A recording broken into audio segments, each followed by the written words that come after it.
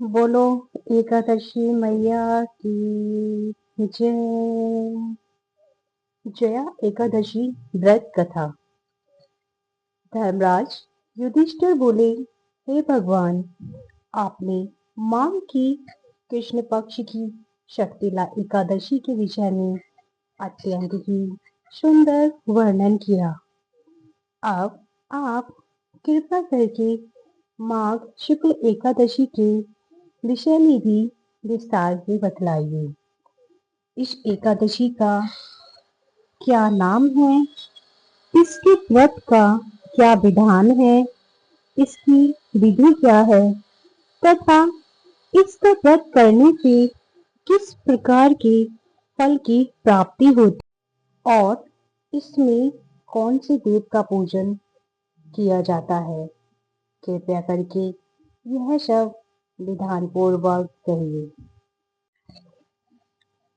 भगवान श्री कृष्ण कहने लगे कि हे राजन, माघ शुक्ल एकादशी के दिन आने वाली एकादशी को जया एकादशी के नाम से जाना जाता है।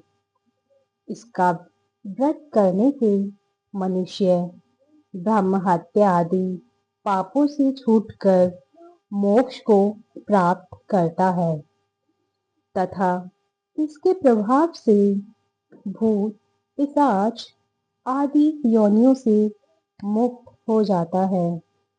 इस व्रत को विधि पूर्वक करना चाहिए।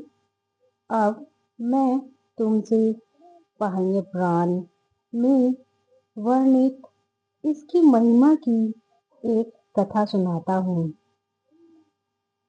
देवराज इंद्र स्वर्ग में राज करते थे और अन्य सब देवगण सुखपूर्वक स्वर्ग में रहते थे। एक समय इंद्र अपनी इच्छा अनुसार नंदन वन में अप्सराओं के साथ विहार कर रहे थे और गंधर्व गान कर रहे थे।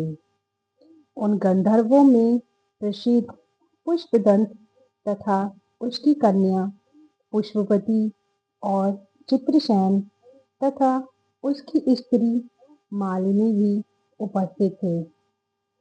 साथ ही मालिनी का पुत्र पुष्पवान और उसका पुत्र माल्यवान वो भी वहां पर उपस्थित थे।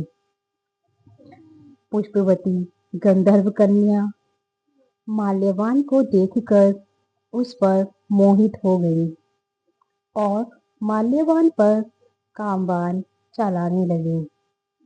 उसने अपने रूप लावण्य और हाव भाव से माल्यवान को बस में कर लिया। राजन, वह पुष्पवती अत्यंत सुंदर थी। अब वे इंद्र को प्रसन्न करने के लिए गान करने लगे, परंतु परस्पर मोहित हो जाने के कारण उनका चित्त भ्रमित हो गया। इनके ठीक प्रकार से गान न कर पाने तथा स्वर ताल को ठीक से नहीं होने से इंद्र इनके प्रेम को समझ गए और इन्होंने इसमें अपना अपमान समझकर उनको श्राप दे दिया। इंद्र ने कहा, हे मूर्खों, तुमने मेरी आज्ञा का उल्लंघन किया है, इसलिए तुम्हारा धिक्कार है। अब तुम दोनों स्त्री पुरुष के रूप में मृत्युलोक में जाकर पिशाच रूप धारण करो और अपने कर्म का फल भोगो। इंद्र का ऐसा शाप सुनकर वे अत्यंत दुखी हुए और हिमालय पर्वत पर दुखपूर्वक अपना जीवन व्यतीत करने लगे। उन्हें गंध, रस तथा स्पर्श आदि का कुछ भी ज्ञान नहीं था। वहां उनको महान दुख मिल रहे थे। उन्हें एक क्षण के लिए भी निंदा निंद्रा नहीं आती थी।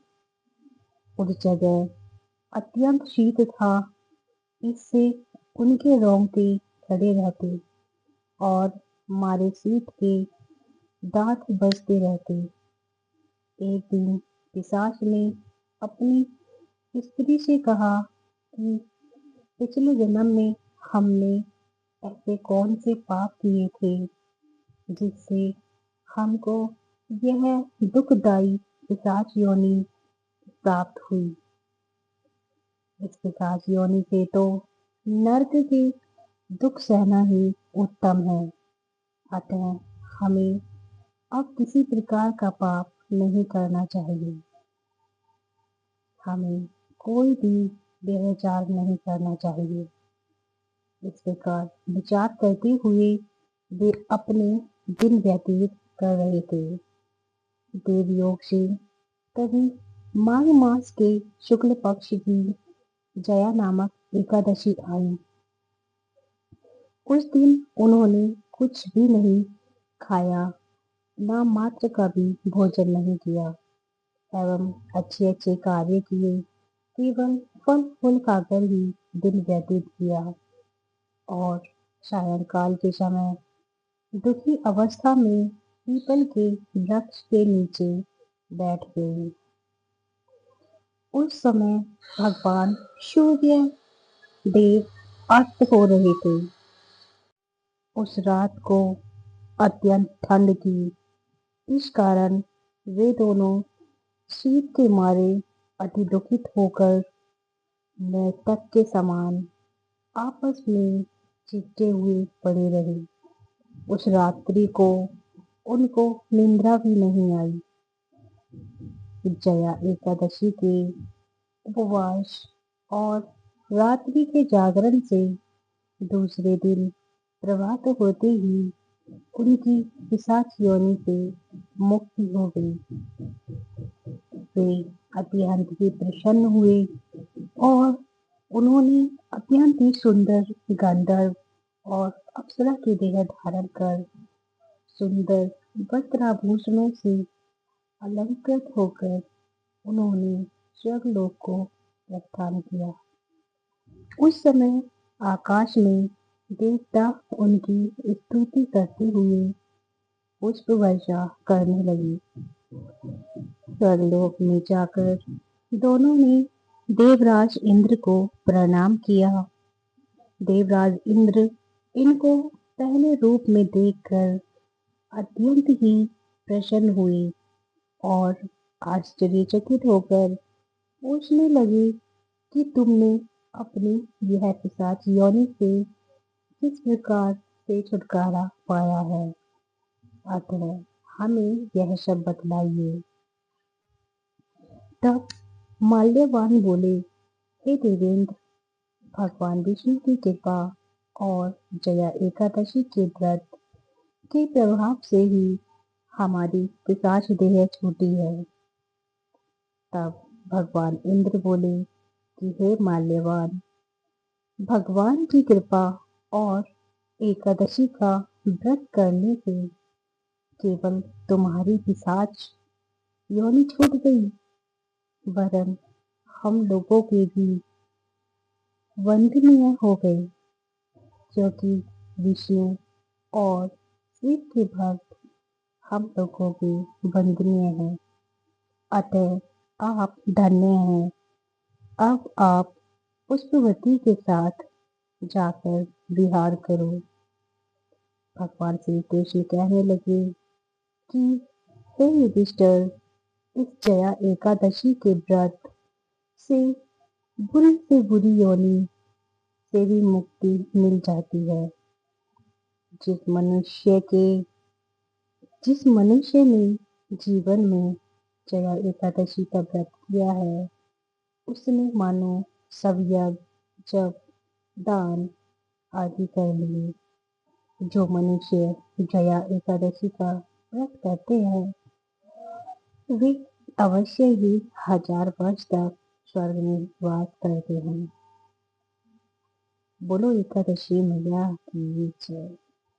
ईश्वर, जैसी कृपा दृष्टि आपने माल्यवान पर की, ऐसे ही सब पर कृपा करना। बोलो एकादशी मैया की जय, विष्णु भगवान की जय। अगर आपको हमारी कथाएं पसंद आती हैं तो चैनल को लाइक